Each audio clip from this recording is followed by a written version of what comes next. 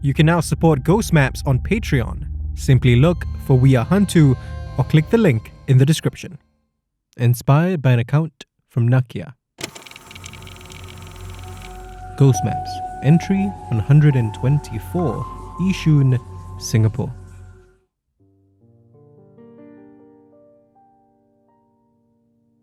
For the past 2 hours, I've been speaking with this particular interviewee at a coffee shop along Paya Lebar.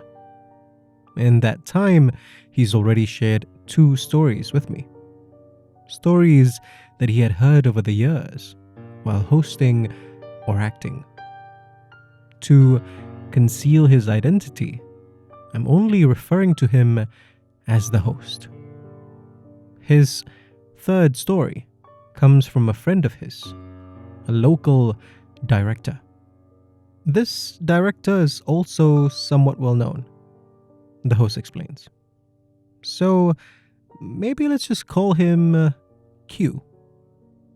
The host met Q before either of them were particularly famous. They were friends way back in film school. He actually told me the story when we were still studying together, he tells me. They were staying up late to put the finishing touches on one of their school projects, he adds, with a chuckle. I furrow my brow in confusion. I asked the host if he meant we, as in we were staying up late. It's his turn to seem confused now, but he recovers quickly enough and laughs again. Old age man, he says, with a shrug, before giving me one of his effortlessly charming smiles. I return the smile. Anyway, the host continues. His story doesn't involve spirits, too, like the last story I shared. But, he adds, his smile turning into that knowing grin of his, it doesn't involve demons either. Like any good storyteller, he certainly knows how to grab my attention. So, I switch my recorder back on and ask the host to start from the beginning.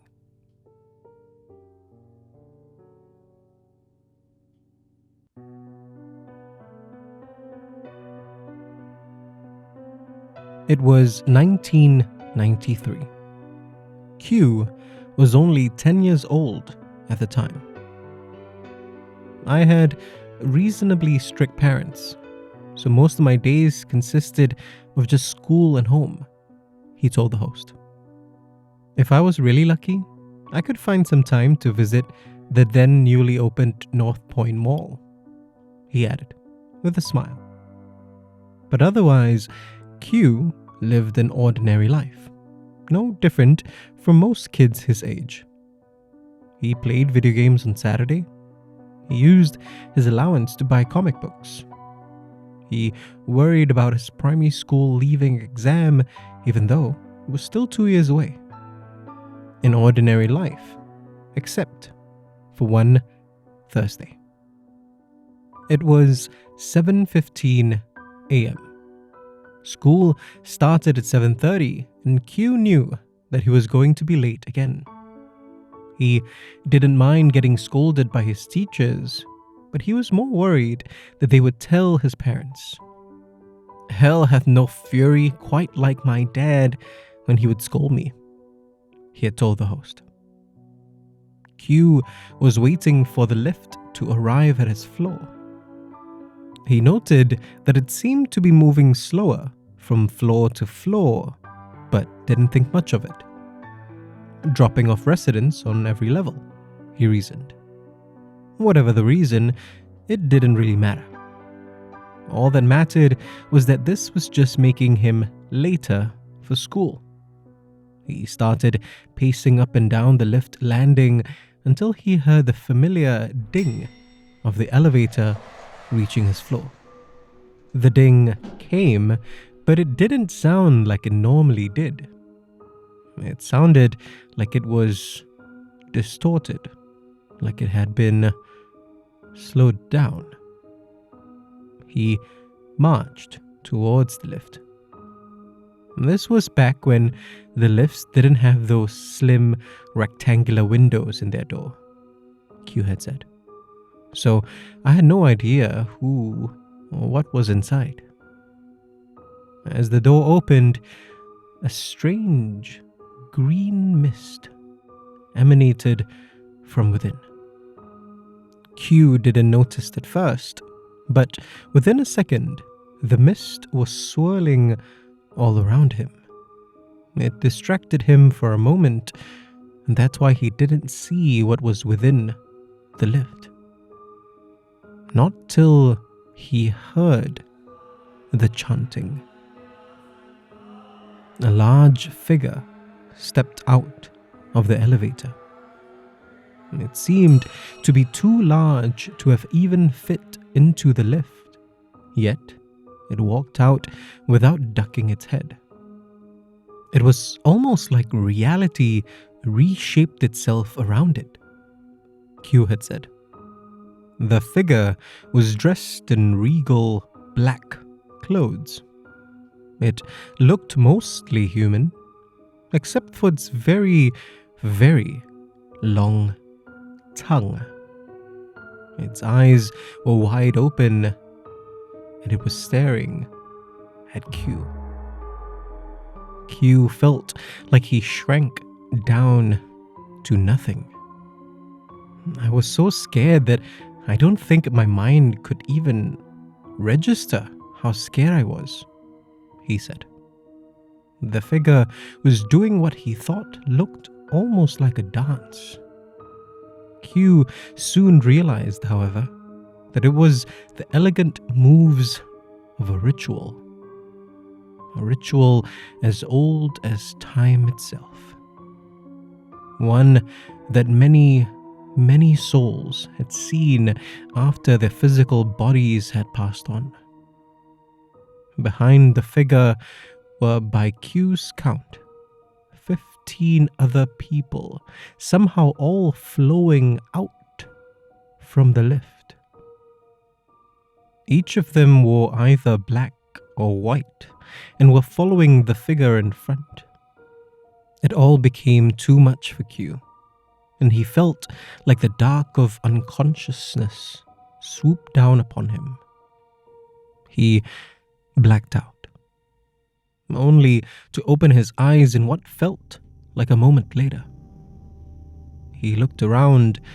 He was still in the lift landing. It felt like only a second had passed, yet when he looked at his watch, he realized it was already 8 a.m. He was about to press the button to call the elevator again, but stopped himself. Instead, he ran down the stairs. If that were the end of his story, it would have been freaky enough, the host says. But he had more. Q returned home that afternoon, too frazzled from his day at school. Unsurprisingly, he had been scolded by his teachers for his tardiness. Detention the next day, Q said, with a shrug. That was my punishment. There was all the usual stress of the school day, but mixed up with a haze. Whatever had happened to him that morning had worked its way to the back of his mind. He had difficulty remembering why he was late. Something about the lift he knew, but beyond that, it was all just a blur. He suspects that he would have forgotten all about it. But then, when he walked up to the elevator on the ground floor, his stomach felt like it was tied in knots. Hesitantly, he pressed the button. By the time it had arrived, 5 other residents from other floors were waiting with him too, thankfully. When he alighted on his floor, he felt a flood of relief, but didn't know why. He started to unlock the gate to his flat, and then he heard it. Again, the chanting. He turned around slowly towards where the sound was coming from and immediately remembered what had happened that morning. Because there, perched on the railing just outside his direct neighbor's flat, was the figure in black. Again, its inhumanly long tongue was sticking out. It glared at Q, but it didn't make any movement towards him. It just remained perching there, watching him until he had rushed into his flat, slammed the door shut, and started crying. He didn't stop crying until his mother returned home that evening.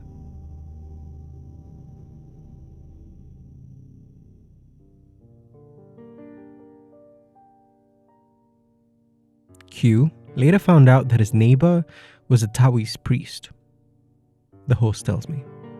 He suspects that what he saw was one of the Heibai Wuchang, and it had some kind of spiritual business to attend to with the priest.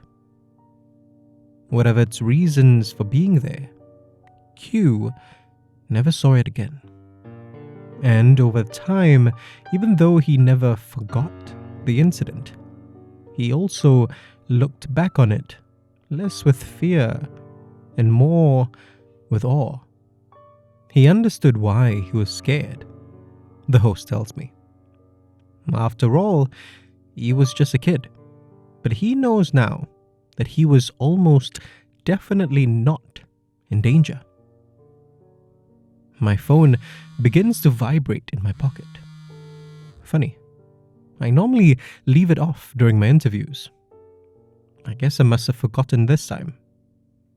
I'm about to reach in and answer it when the host interrupts me. "If you're ready," he says, with that grin, "I can finally tell you my story."